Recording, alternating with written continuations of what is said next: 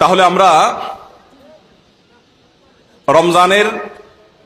রমাদান মাসের বিশেষ 27টি আমলের কথা জানলাম। আমরা আবারও এক নজরে বলে দিচ্ছি রমাদান মাসের বিশেষ 27টি আমল। নাম্বার 1, শাবানের শেষ দিবসে সন্ধ্যায় পশ্চিম আকাশে রমজানের চাঁদ তালাশ করা, রমজানকে কেন্দ্র করে এটি একটি আমল। এবং সেই সাথে চাঁদ যদি দেখতে পাই তাহলে চাঁদ দেখার দোয়া পড়া, আল্লাহুম্মা আহিল্লাহু আলাইনা বিল ইয়ুমনি ওয়াল ঈমান ওয়াস সালামাতি ওয়াল ইসলাম রব্বি ওয়া রাব্বুকাল্লাহ। যদি কেউ চাঁদ দেখতে নাও পান, চেষ্টা করার কারণে তিনিও সওয়াব পাবেন ইনশাআল্লাহ। তাহলে প্রথম আমল হলো চাঁদ দেখা, চাঁদ দেখতে পেলে দোয়া পড়া।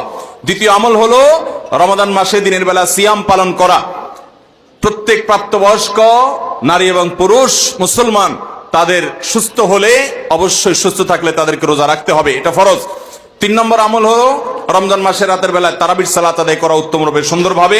4 নম্বর আমল হলো সাহারি খাওয়া, একটু কিছু হলেও রোজার নিয়ত ভোর রাতের খাবার খাওয়া, এর মধ্যে বরকত আছে খাবারের মধ্যে।